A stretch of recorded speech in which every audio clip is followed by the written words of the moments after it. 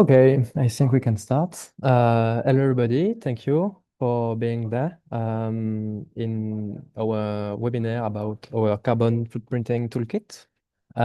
So I'm Paolo, and I will introduce you the webinar. Can go on the next slide.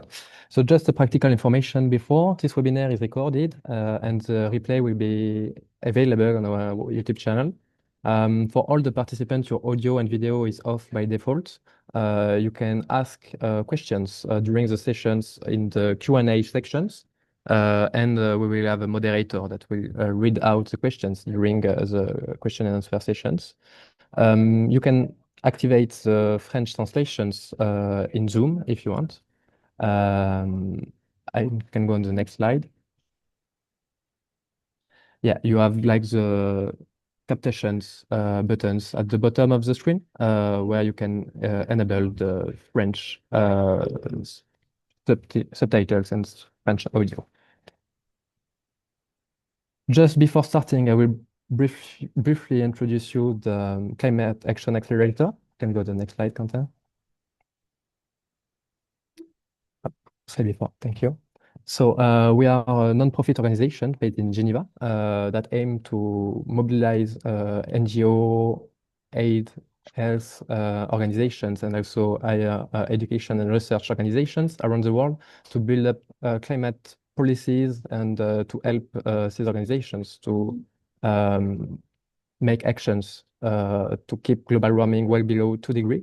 So we work by empowering organizations, building champions, and building communities to share climate actions, solutions among all the key sectors. You can go to the next slide. So we're working with multiple partners within our organizations, international organizations like ICRC, Médecins Sans Frontières in the humanitarian sector, as well as organizations in the health sector like UNITAID, DNDi, PASS, and also local organizations directly ended on the fields in West Africa specifically, but also in the coming days, coming months, sorry, in Southeast Asia. Our speakers today will be Quentin Roch, that is a junior program and metrics officer at the Climate Action Accelerator, and I will present some sections as a carbon metric official. I let the floor to Quentin. Thank you for being there, and have a good webinar. Hi everyone, thanks Paolo.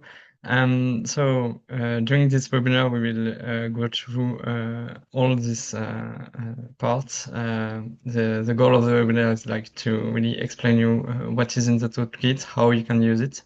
So we'll just begin by a small introduction, then just give you the approach that we choose for the toolkit.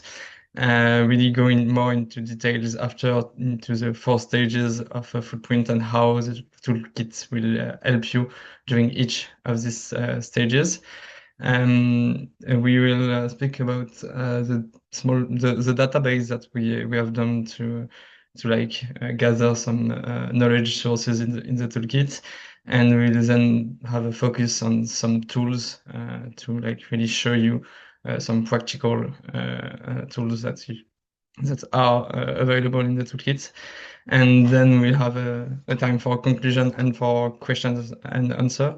But don't hesitate to ask your questions during the webinar to type it on the Q&A part of the webinar, because at the end of each part, I will take some questions directly related to what I just said. So yeah, you can do it like whenever you have a question in mind, and we will take them during the webinar and have a special section at the end also. So first, about the context and the background behind the toolkit. So first, where you can find it, quite important. You can find it on our website, and if you click on resources, you will see you have on the PowerPoint, and it's like in webinars and in carbon footprint toolkit, you will be able to like access the toolkit and have it for you.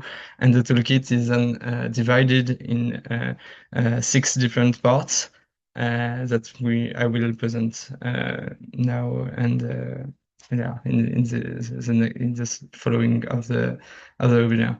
So why have we decided to create this toolkit? It's really part of the more global strategy of the Climate Action Accelerator.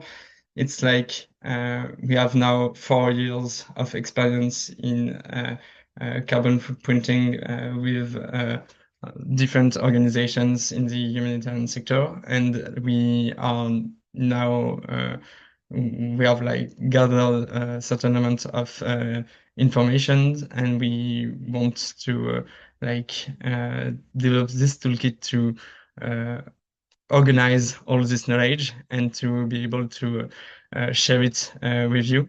So our whole strategy is divided in 3 big parts.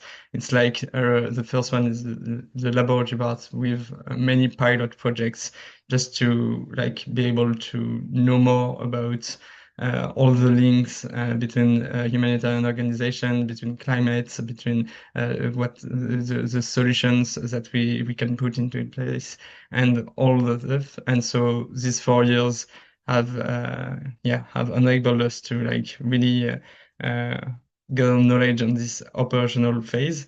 Then there is the multiplayer phase when we want to like uh, be able to share all the fact that we have learned to the laboratory phase with other organizations. And so the toolkit is really part of this phase. It's really to be able to share it with many people and so many organizations. And so you are capable to use this knowledge and to deploy your own climate pathway. And then the sectoral implication, the end goal is to, like to be able to tip like to change all the sector, and so it will come we hope when all the sector will use this toolkit, but also all the other tools that we will that are made by the different actors. So yeah, that was about like why this toolkit, and now I will explain you how you can use it, and yeah. So this toolkit is for you to like help you calculate your carbon footprint. It's really we want we have put it in here all the necessary methods, all the resources, all the information that we have met in the 4 previous years, and we have structured all those things in like a global path, a global methodology, and it's like for non-specialist in the organization. It's the goal of the toolkit is really to be easy to read and to go through, and we have tried like to not use any too specific term without explaining it like quite clearly, and so so you are able to like go through, and even if it's the first time that you open a carbon specific document, you will be able to understand it. And then how you use it is like we have decided to take a chronological approach. So it's really step by step.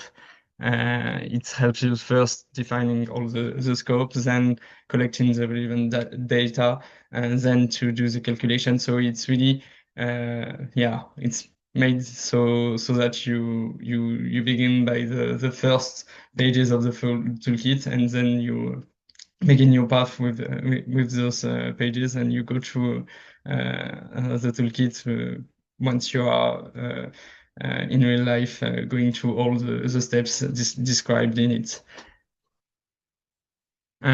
Why should you make a carbon footprint? Why does it matter?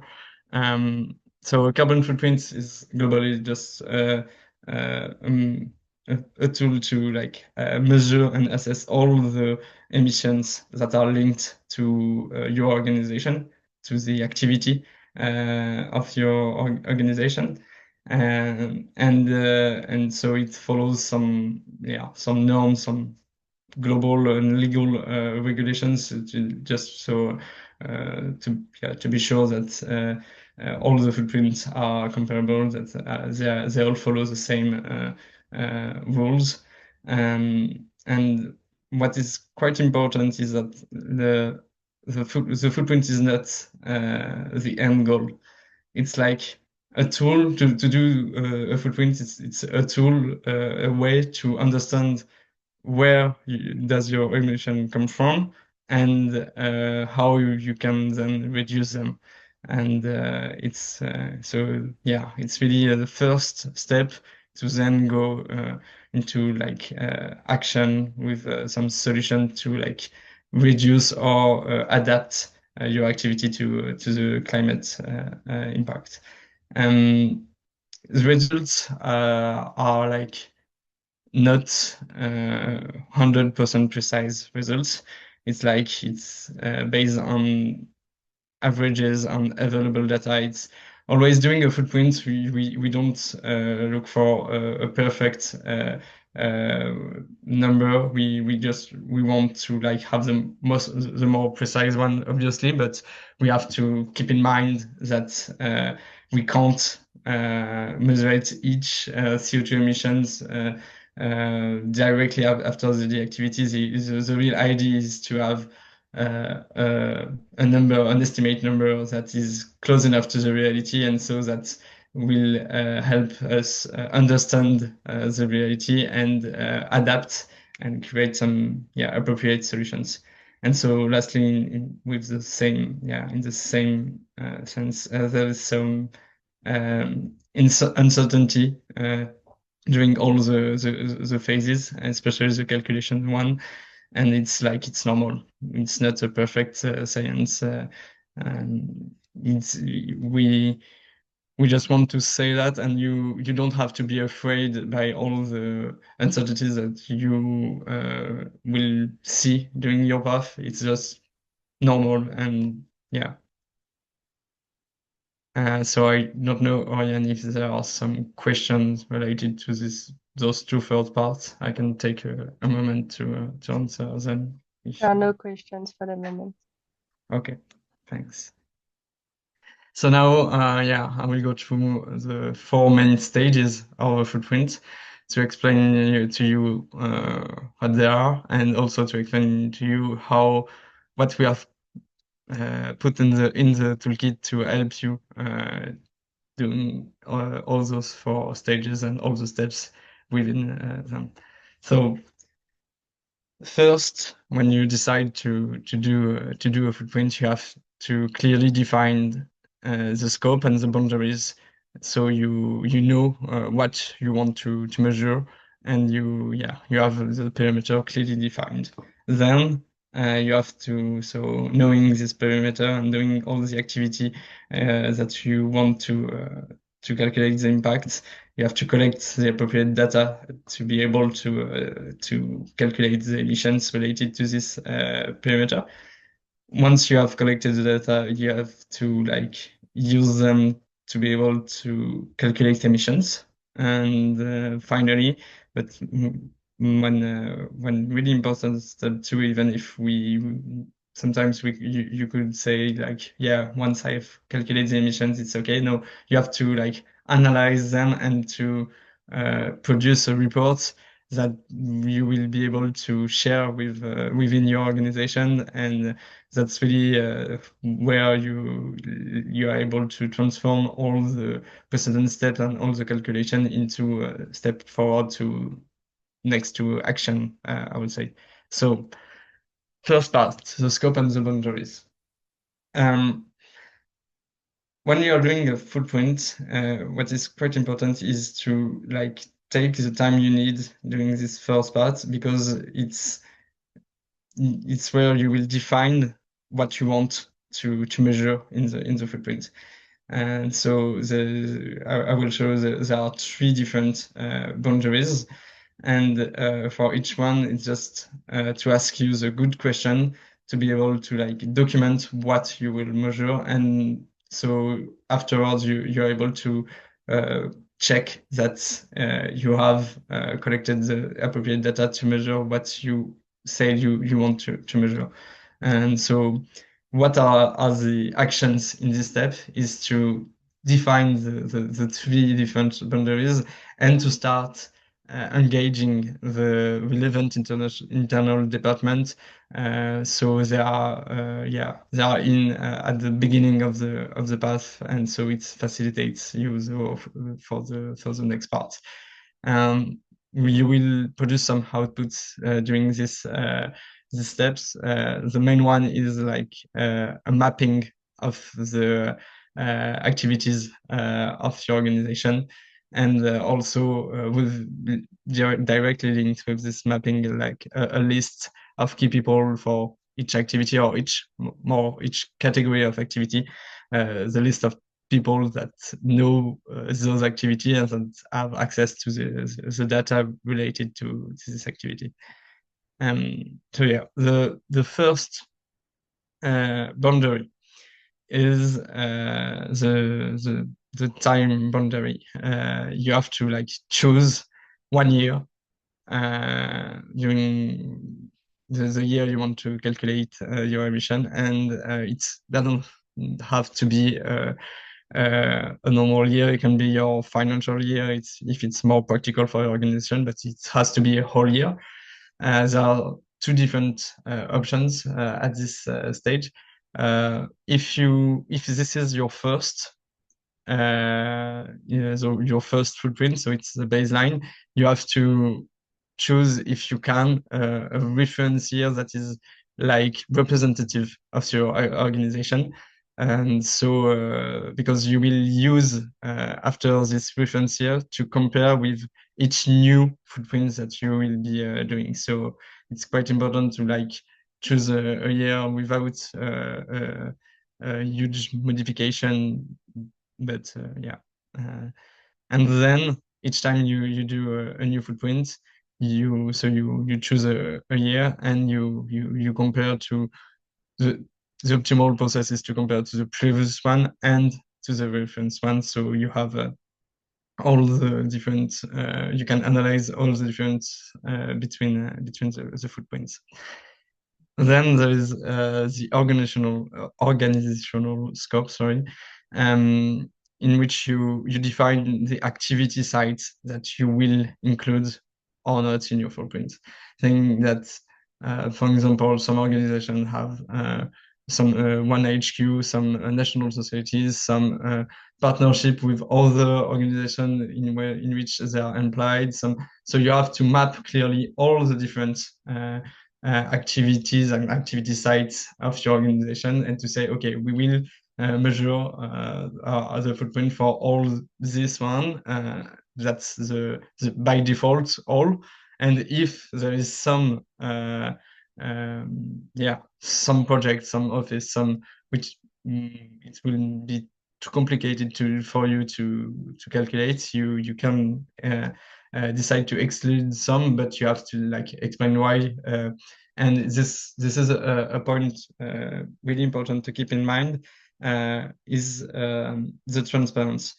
Meaning, when you are doing a footprint, there are some rules that you can't change, or but it's like most of them are quite flexible, and you can like say, okay, I will do a little bit different because I can't do what is saying in this rule or in the steps, but you have to like be transparent to explain why, so an external people to the organization would understand, and so also you the next time would be happy to see this comment and to say, okay, yeah, I remember, and so I know how to change. So really, for all the decisions that you will have to make through the journey of footprinting, be transparent and comment the decision is really key yeah, a key good practice, I would say.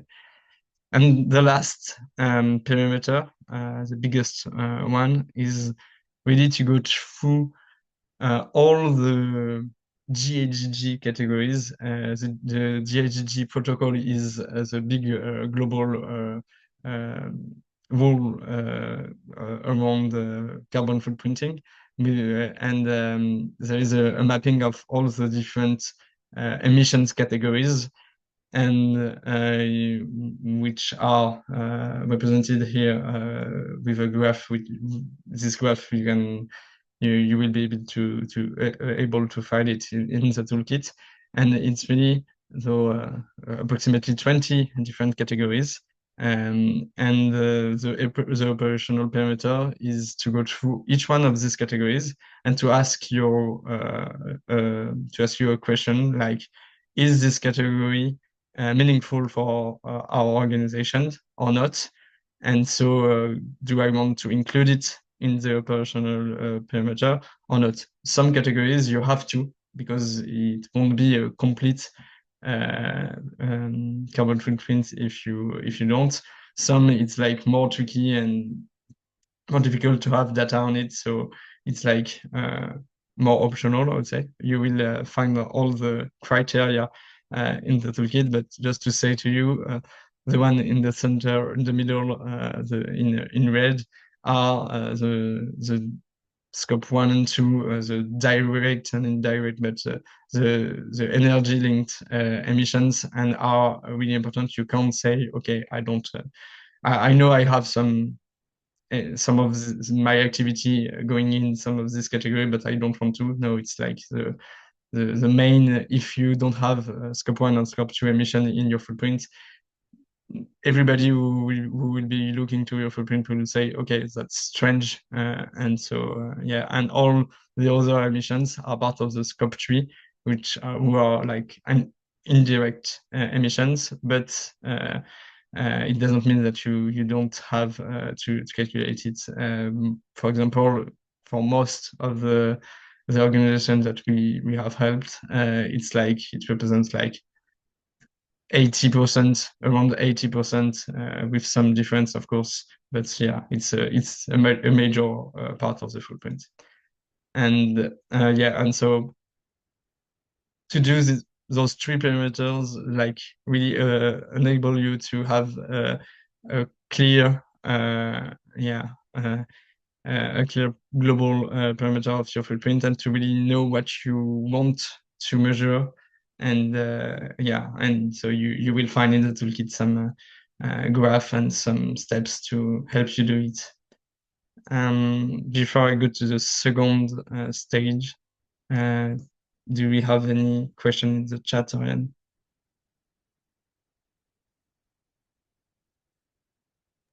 Yes, we have a question, but I think I will just answer it in the chat. Okay.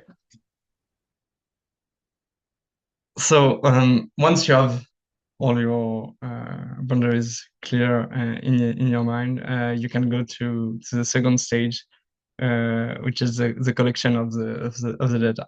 So this stage, the end of the stage is quite in the name. You want to like cover, you gather all the data that will enable you to cover all the parameters that you just defined.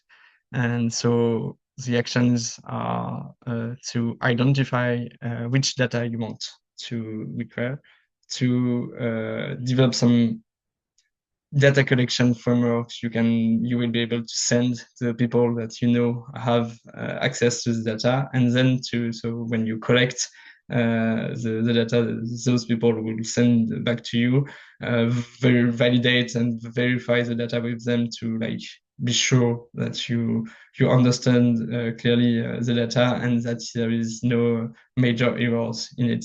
And so the final output, the main one of this stage, is like a centralized database in which you will have all the data you need to calculate the emissions of your organization. The last point, the duration, this stage is the longest of carbon footprint, simply because it implies a lot of different person in the organization, and so it requires sometimes like to ask all the different persons to ask them to send you the good data, and there is also a moment you have to check it, verify the data with them, and so yeah, it's like 2 to 4 months, and it can be like can sound a little bit too long, but it's really important because if you collect the right data in the right format, you will see that the 2 next stages will be way more easy than if you just try to do a quick and dirty data collection. But then it will be I really don't recommend to try to skip some time on the data collection. It's really the basics of the footprint and the base of the 2 next stages. And so how the toolkit can help you in this fundamental stage. First, for each category of the GHG protocol, we have made an annex, a calculation sheet annex, and to help you understand which data is needed and select the best data that you have accessible in your organization. And so we have defined a data quality notation for each category. This notation is the same for all the categories, so it's like easy to go from one to another category and to not be lost. And it will be standardized to match other notation in the future. And more globally, I have to say to you that this toolkit will be a living document. Meaning if we have some new information, some new sources, some new things to put in because we have learned some new things, we will put all the things in the document, and so you have like you have always access to the latest version of the CAA and of the accelerator knowledge on this topic. And so, for example, the notation system will change a bit, but yeah. I have so here you can see in the slide the 1.4 category, which is the direct fugitive emissions category.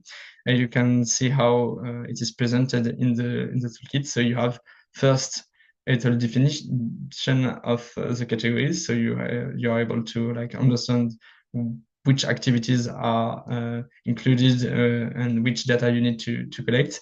And then you have the data sources that are listed and with their data quality notation next to them.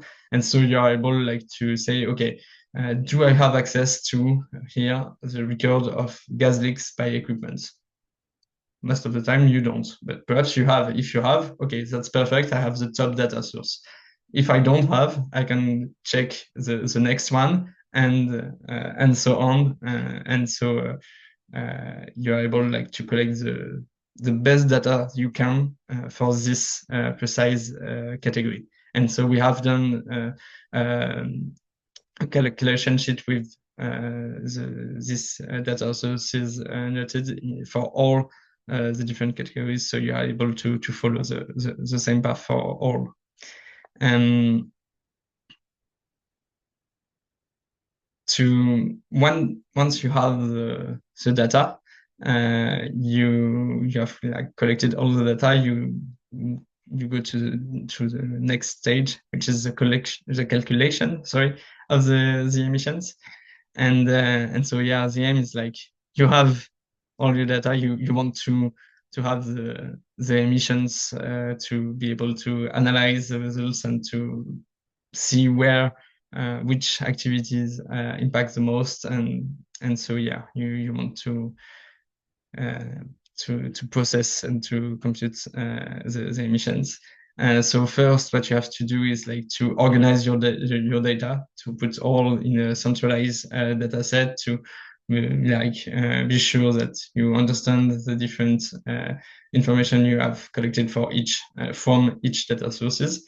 Then you have to select the emission factor. I will come back to that in just a moment. And with those two data, so the organization's data that you have collected and the emission factors that you have selected, putting them together will enable you to compute your emissions. And so this stage is a little bit shorter than the previous one, and it can really depend on the quality of the data that you have managed to collect. So yeah, the 2 weeks to 2 months is really depending on how the previous stage goes. So yeah.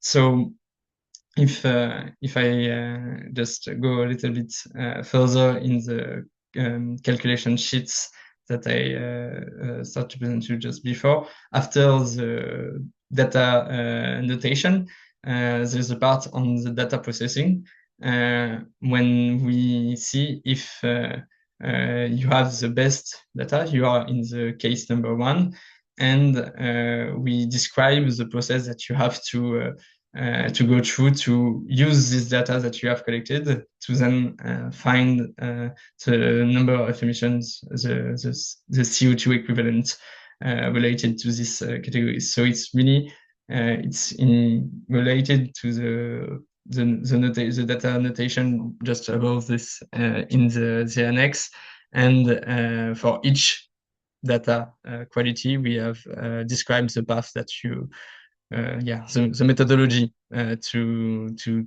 calculate the emissions. So yeah, for example, if I take the case number 1, so the best data was if you have the amount of leaks, the records of the leaks, and so if you have it, you are able to like separate the different by the different type of gases that are used from your equipment, and then once you have separated it, you select the appropriate emission factor for each gas, because each gas will have a different impact, and then it's okay. It's all done because so you have the top data quality. So it's this stage is quicker. If, for example, you just have the number of devices of your organization, so the number of refrigerator, for example, you have to go through all the process described in all the 4 columns. So starting by the number 4, you have to extrapolate the power ratings, then go to what is in the column 3, and so on. So yeah, that's.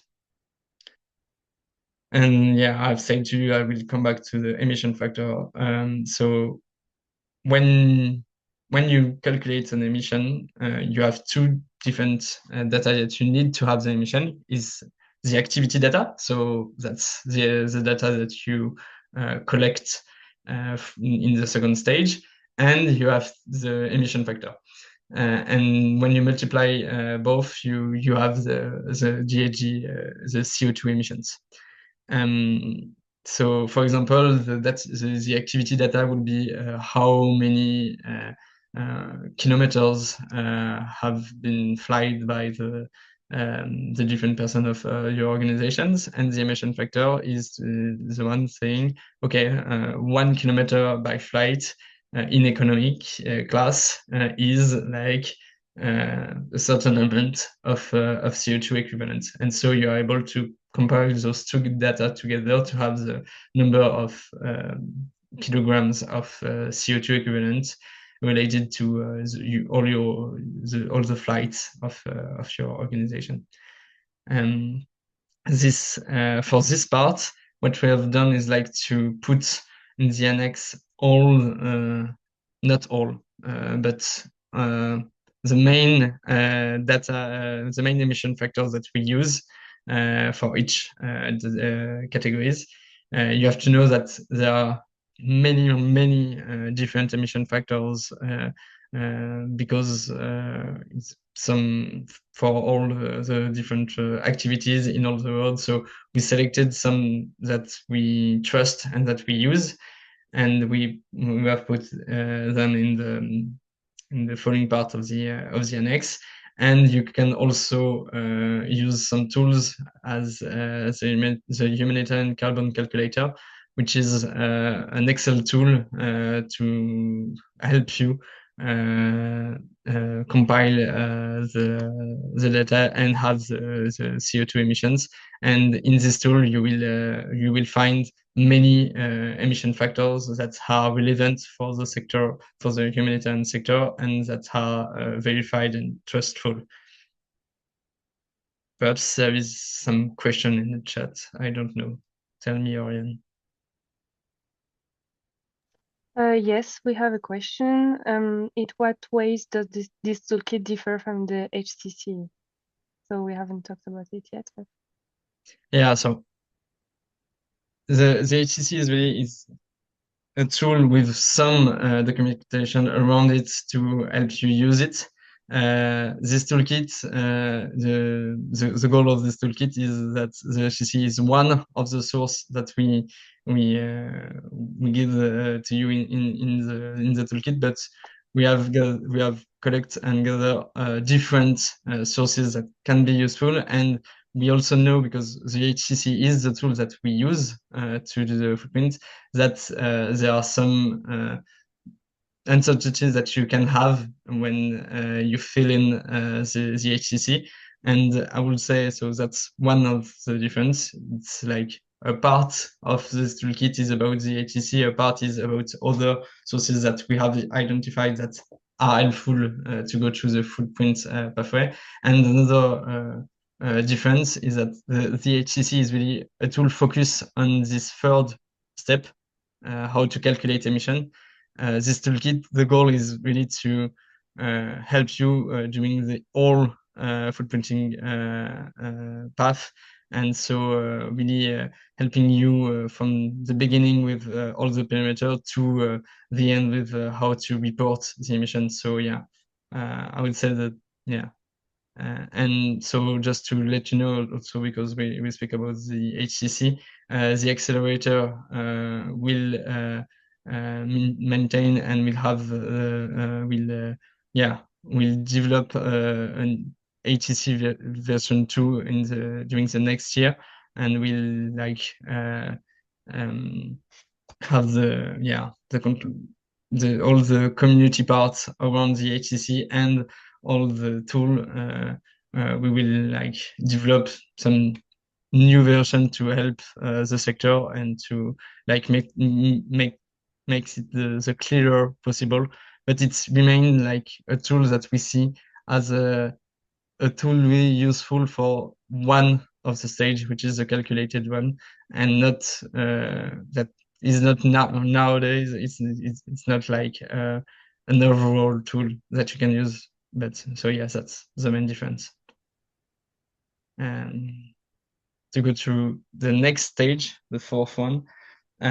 So yeah, as I said previously, when you have the results, the number of CO2, it can seem like the end of the journey, but it's not, because if you just end at this moment, like it doesn't, it's not useful. So you have to use these numbers to analyze it, to understand it, and then to like create some reports that can help other people of the organization to understand also the numbers. And when the number will be like understanding by many people around the table, you will be able to select solutions to like reduce your impact and to adapt your activity to the climate impact that will come in the next year. So this part is really to like help all the person that perhaps they have been applied in the data collection process, but they don't have the overall view on the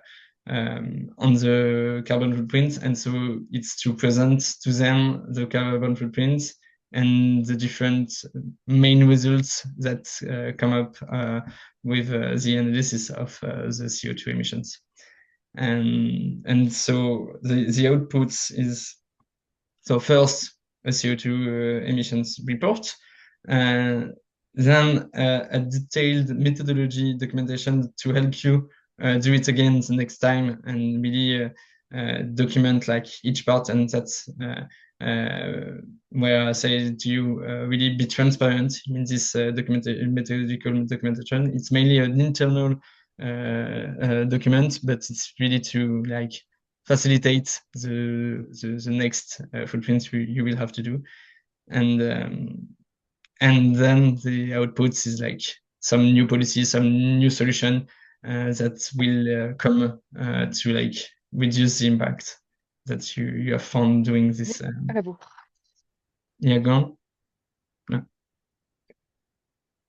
And so just to show you, we have put some links of I would say a report template, the methodological one and the more CO2 emissions related one. So you can follow the template and yeah, have the best reports and that you can have documenting all the process you have done to like finish your carbon footprint. I don't know if there are other questions, Orion, tell me. Yes, we have a question, but maybe more for Paolo. It's about the recommendation we have for reporting both market-based and location-based electricity for the scope 2 in the HCC. Okay, yeah, I can answer on this. Yeah,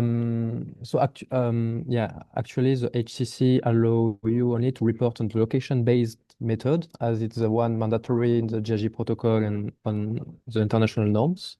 So I think there is currently no options in the HCC to report in market-based, but like the option you have is to import yourself your own emission factors with your electricity provider, and to like have a side-by-side reporting, one file with the location-based calculations and one side with the market-based calculations. But anyway, you are to report. If you report market-based emissions, you have to do also location-based emissions according to the GHG protocol. So you can do it this way. But like natively speaking in the HCC, you cannot do it in the like Virgin version. Thank you. Thanks, Paolo. So yeah, the next part is about the knowledge database. And so yeah, as I was saying, in the toolkit we have like collect all the different sources that can be useful, and so we have organized them in a logical structure, but we have also put all the sources that came in mind in a knowledge database that you can use to like refer to the original documents, and that you can use to like go in and see the first so all the links link to like public documents, and that's some tools and documents that we use to like answer some precise questions that we need, or to complement some methodologies that we use. So like it's really to give you the access to the documents that we know are trustful and that can help you if you have some more precise questions that the answer are not in the toolkit. Because for the toolkit we try to do I won't say a small one, but a toolkit that is not 300 pages. And if we wanted to like cover all the subjects, we would have to to go to like a document that won't be easy to read and to use. So we decide to focus on the key points that we want to put in the base, in the organizational structure, and then to put some links to other documents and data. So, for example, in this database, there are some links to some e-learning program. If you want to like, yeah, to do some of this program to be more familiar and to like, yeah, it can facilitate you the lecture and the footprinting afterwards.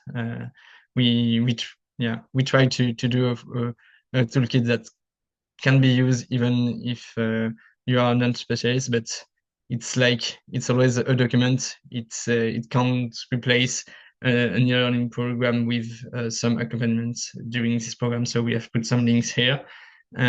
Also about, well, I've spoke a lot about the GHG protocol.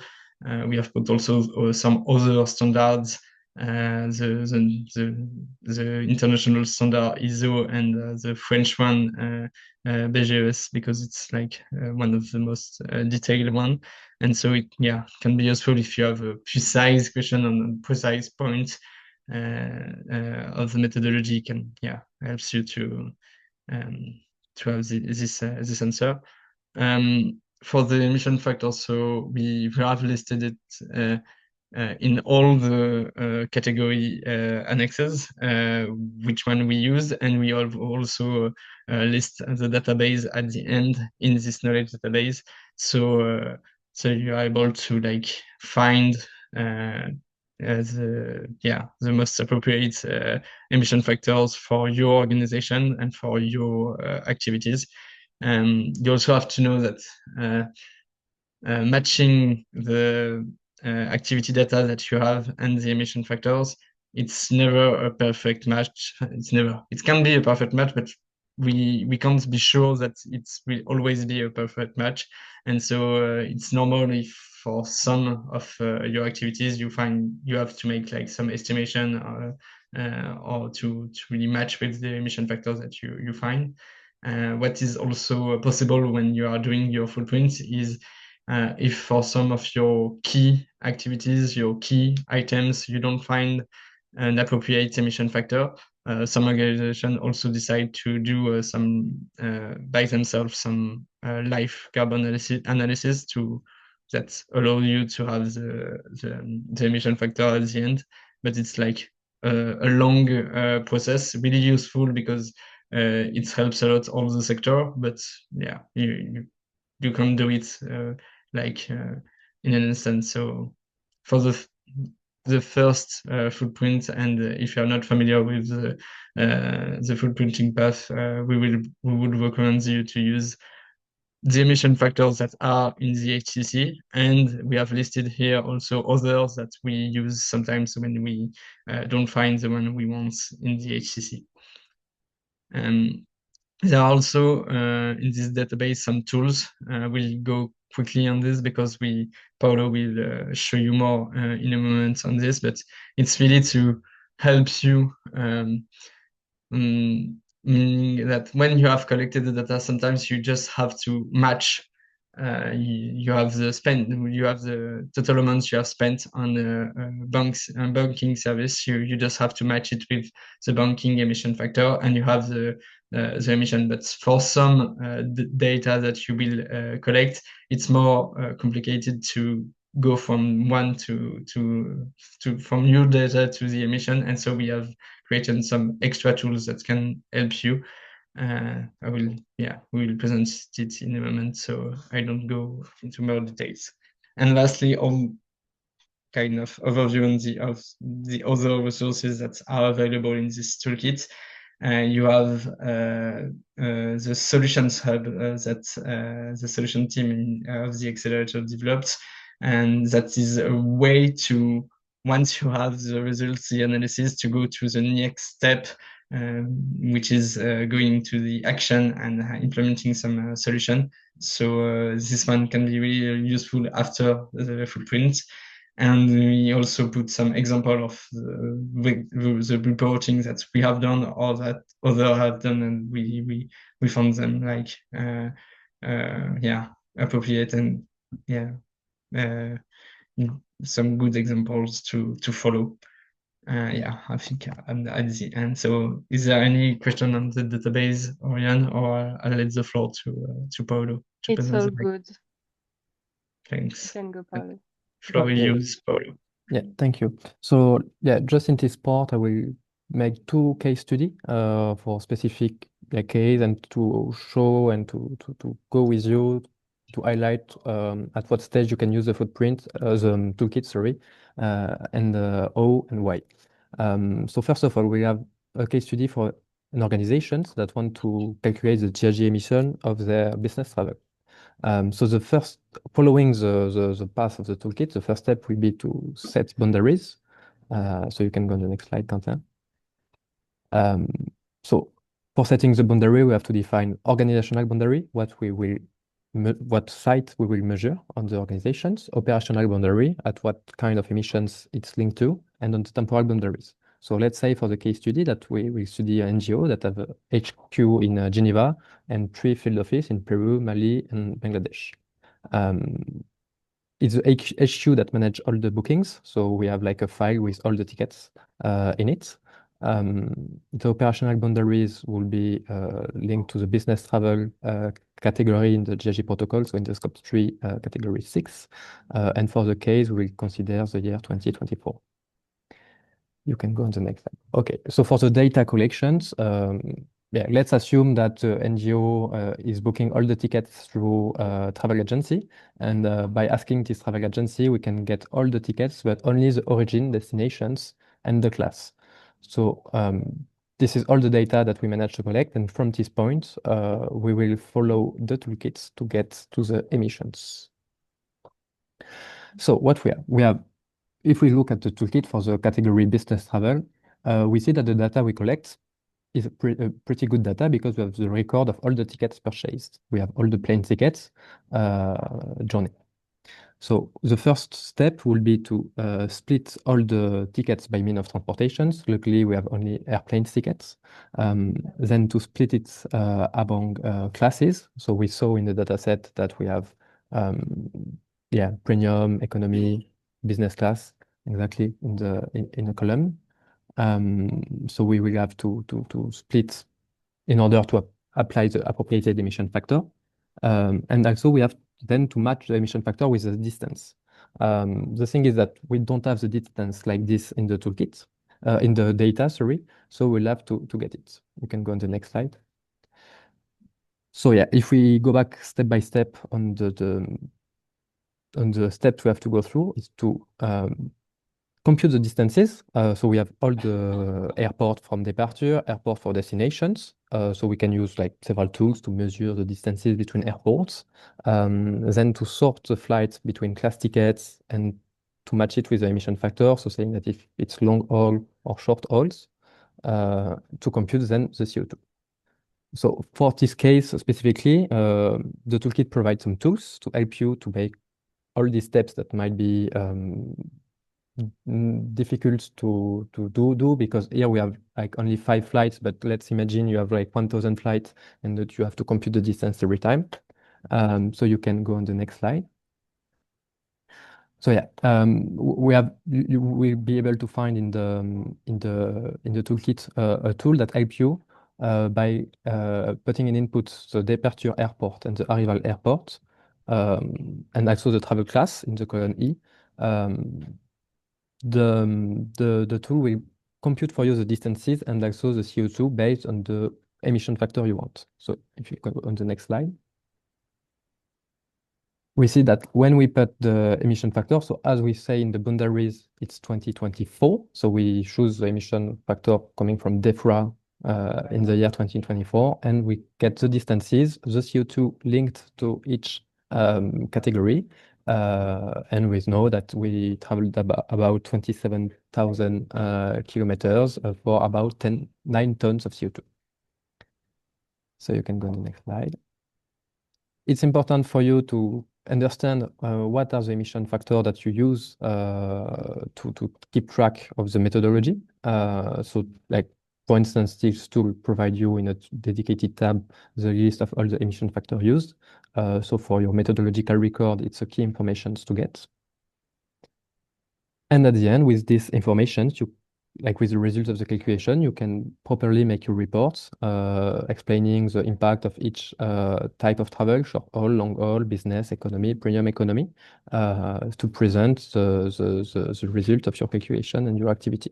You have to, like as the toolkit say, you have to documentate the hypothesis. So here saying that you use the specific tool to compute the distances, that you use this emission factor and the global methodology. You can go on the next slide. And the tool also show you this figure, so the CO2 per type of flights and by class, but also you have directly the kilometers that you can use to compute the emissions in the HCC, because this tool can like help you to make all the pre-calculations that the HCC don't make to you. For instance, splitting between economy, premium economy, business, between short haul, long haul, and to compute the distances. And the HCC would need this data in inputs to compute the footprint. So either you can or use the HCC or this tool to make the calculations. We'll go through a second case study for a very specific type of emissions in the scope 1, the fugitive emissions, because it's usually something very tricky to get. And we assess that it was a big need in the sector for helping organizations to collect and to report about fugitive emissions. So it's all the emissions linked to the ACs and the fridge, so all the refrigerant systems. Because these systems include specific refrigerant gases that are highly impactful on the climate, and it naturally leak into the pipes, into the atmosphere, and making and participating a lot to GHG emissions and global warming. So in the same logic, we'll follow what the toolkit provides to us. So defining the organizational boundary, operational boundary, and temporal boundary. So we stay with our example with an organization with the HQ in Geneva, offices in Peru, Mali, Bangladesh. So the refrigerant gases emissions are part of the scope 1. This is for the operational boundaries, and the temporal boundaries will be 2024. Here, for the data collections, it will be a bit more complicated because it's not something centralized. We don't have a HQ that book all the AC for all the offices. It's something that we have to collect on the sites, and that's very dependent of the quality of the collects on the data collections. So let's consider for this example that we have in the HQ, because we have a maintenance contract with the society, we know exactly the amount of gas that is leaked for 2024. So let's assume that it's 300 grams of gas R134A that leaked in 2024 in Geneva. For other offices, let's say in Mali and Bangladesh, we know how many AC we have. For the Mali one, we know the volume of gas contained in the AC, and for the Bangladesh, we have only the power of the AC, but we know nothing about the gas volume and so the leakage. And unfortunately, just go before, yeah, for the Peru office, we didn't have any data on the collections. We only know that we have an office in Peru that have a size of 75 square meters. And based on this, we will have an opportunity to estimate roughly the leakage and the fugitive emissions. So all the information we had correspond to different data sources quality. If you look in the calculation sheet and the toolkit. For the Geneva office, we have the leaks. For some office in Mali, we have the volume contained. We have the power contained for the case number 3 in Bangladesh, and we don't even have the number of devices for the Peru office, but we managed to do so. As for the plane, we have developed a specific tool to help organizations in this very specific category. that I will show you just now. So in the same way, it's an Excel sheet with different tabs, and we will like compute step by step all the data we have in this tool. So for the Geneva, we have AC. We know the gas included in it. So here 134A. We know the leakage, so we can put the leakage. And in the last column, it will compute the CO2 linked to this ACs. On the second case, for the Mali office, so we have three ACs, so we can compute in the tool these three ACs, the gas used in the ACs, and also the volume contained in the ACs. And based on the volume, we have like global benchmark statistics saying that, okay, a generic AC leak about 10% per year. So based on the volume, I don't know if it's 10%, maybe it's 5. I don't have the exact figures in mind. So based on the capacity of the AC, we can estimate roughly a leakage and then the emissions linked to this in column E and G. For the third case, for the Bangladesh, we have the power of the AC. So in the same way, we put like what technology it is. It's AC, the gas. We have to convert the BTU, British Thermal Unit, sometimes used in the to assess the power of ACs into kilowatt. That is more like it's convenient for this tool, but we can go. It's not mandatory, but like we choose to go with kilowatt. And based on this data and the technology we use, we estimate the capacity in gas inside the AC and then the leakage as we did in the previous method. And then the emissions in the last columns. And for the last case, what we can estimate for the Peru is saying that we have an office that is in a tropical climate. We know it's an old building, so we can assess that it's not recent gas. We took in our tool two hypotheses. One for the new buildings, saying that, okay, if it's new building, it's new technology, so it's new, it's less emissive gases and refrigerant gases. And if it's old building, it's more likely to be old gases, so that are more emissive. And we compute also the surface, and thanks to global broad statistics that are available and that are sourced in the tool, also you can check it out. We can estimate broadly the fridge power needed to put ACs in a climate in a tropical office of 75 square meter. And then thanks to this estimate fridge power needed, we can estimate the charge of gas needed, and then the leakage of it, and at the end, the footprint. So at the end of this process, we have like a broad data report saying the leakage of each gas in each like in kilos. These figures can, as it was before with the plane, can be put in inputs in the HCC on the tab fugitive emissions. You can say, okay, based on my calculations, my emissions, and so I know that I have this amount of leakage for this gas, this amount of leakage for this gas, and so on and so on. But also the tool allow you to have directly the computations of CO2 in the same tab. And in the same way, following the toolkit, we can follow the reporting process, presenting the emissions by office, by gas, and you have to documentate all the process and the methodology you go through to get to this point. So that was it for the two case studies. I hope it make it clearer how to use the toolkit and how it was designed. Really like a global process to follow and to help you at each steps with tools to go through your carbon footprinting journey. I will let the floor to Quentin for the last word and the conclusions. Thank you.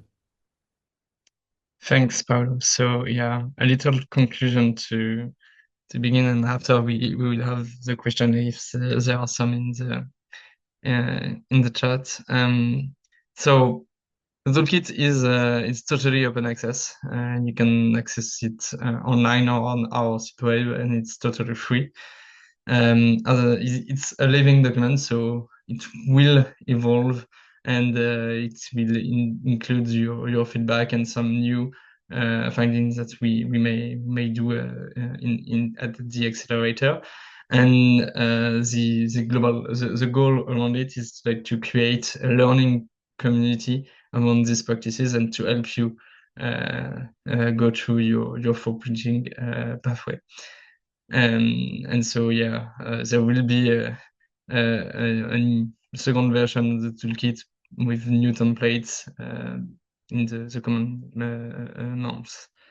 And you have like to remember also the footprinting is the starting point of your climate journey, not an end point. It will then help you to go into solution and action implementation. Thanks to attend to this webinar, and we will be happy with Paulo. So to answer your question if you have some, and if not, it's also totally okay. I don't know, Oriane. Yes, we have a question in the chat, but it's pretty long and everyone can see it. So maybe if you want to read it. If you want, I can read it. So Yeah, the trend. No, sorry. But okay, go. So the trend in our sectors is localizations, international NGOs transferring funds to local partners, risking to lose sight of partners' emissions. Because of the trend, they might not want to increase reporting obligations for their partners. So this makes the footprinting less reliable. What would you recommend for this? So I don't know, Quentin, if you want to answer, but I can get it. It's sure that when you like this kind of activities are going out of your organizational scope and that you're relying on third-party partners to make implementations, to make projects and so on, you lose completely all the information linked to this. You don't have the budget on flights, you don't have the budget on energy, you don't have the expenses linked to all of this. So it will, yeah, reduce the quality of the footprint. But I think it's a matter of, let's say, philosophy and something like this, that if you're engaged in your NGO in a climate decarbonization journey, I think you have to also show the lead and to take your partners in the same direction as you. So if you're able to make a footprint, I think a key point is to ensure that your partners might be able to do their footprints themselves too, and then being able to report on their activity and on their footprints. It's sure 100% that it's more easy for international organizations that have a big budget, a lot of staff to make calculations, while it's not always the case for local organizations.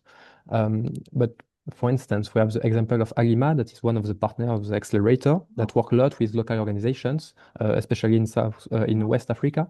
And Alima accompany, like they make the footprints of their partners to help them to assess their climate vulnerability, where are located the emissions. And so even if they subcontract the activities to these organizations, they still have a good view and a good quality on the calculations and on the emissions at the end. So it's a tricky point to find between like reporting for your partners, but also the capacity for them to learn and to don't report just to report to you, but also engaging them in the same path as you're following.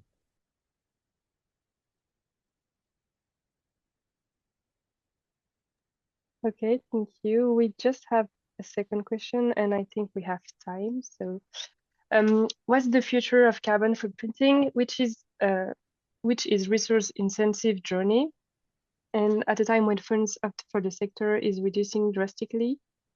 And what are your approaches to this? Okay. can try to answer first.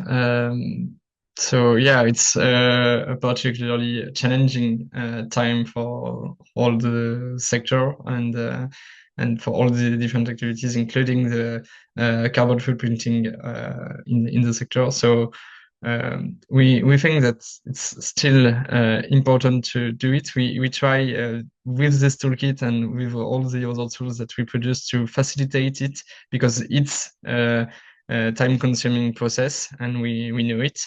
But it's yeah, we try to do it as easy as possible and as short as possible. And also, what you have to keep in mind is that this process helps you to understand better your organization, not only in a carbon way, also to understand better the link between you and your partners, as the precedent question just showed, and between the different activities with themselves. And so, yeah, we think that there are many other benefits than the carbon results doing this path. So we still encourage organizations to do it. And we also know that some donors they tend to include the climate some climate criteria in the in their donation. And so it's because it's useful and because there are some co-benefits, they want to include it to encourage organizations to do so. Yeah, I think it will still be a thing that the organization, the humanitarian organization, will do in the future. Perhaps we will have to find like an even more simplified way to do it, so it's less time and human resources consuming. But that's my thought on the subject. I don't know, Paolo, if you want to Yeah, what can I complete? Maybe just to say that at like carbon footprinting in my opinions, to get out of like the climate team or the green team, depending on how you call it in your organizations, but to really put it into your main activities. Like I think I don't know, it depends of the setup, but like the logistic manager that have a clear view on what's going on about the fuel, the energy, and so on, I think if he can get all the informations about fuel consumptions, he can make multiplications in additions to report about CO2. The people booking the tickets for the airplane or like funding other organizations or purchasing humanitarian products, they are directly manipulating the data. And I think it's a very useful way for helping them to also make the calculations. In the meantime, they're working with the data. Because it's like this, it's something that is at all the stage of the organizations and that also involve everybody and allow, more conscientiousness of the organizations into the climate footprinting and the climate journey. Thanks, Paolo. I don't see any more questions. So I will just go to the next slides to tell you that there are some upcoming documents and events that will come. Firstly, so a general methodological guide for humanitarian sector, which will be answering some questions and adapting the GATG protocol to the humanitarian sector mainly. And then, so I've told you about the HCC and the fact that the accelerator will have the deployment and the maintenance of the HCC for the next years. And also, lastly, a comment on the cash emission calculation, which is a tricky point. We know it, and so we have done some research and some core group of humanitarian actors to think about a new methodology, how we can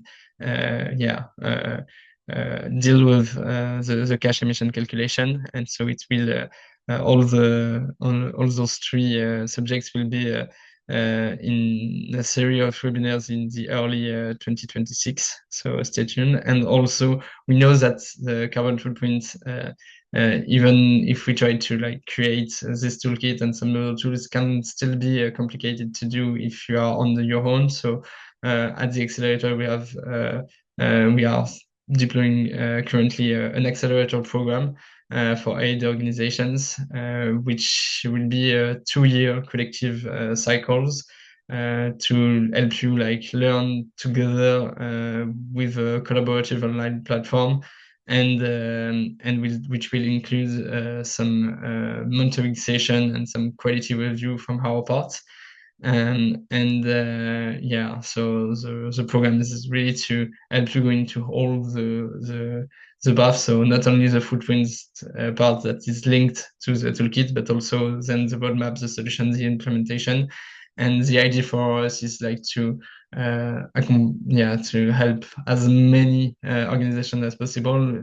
And the fact, we will do it via an online platform with a collective cycle. It will also help you to get in touch with also all other organizations, and so share your success and your difficulties to go into this journey together, and success to have some solution and some action in place to adapt your organization. If you have any question on this specific subject, don't hesitate to send an email to the contact. The email we here, so Alexa.Leblanc at climateactionaccelerator.org, and she's in lead of this program, so she would be able to answer to all your questions.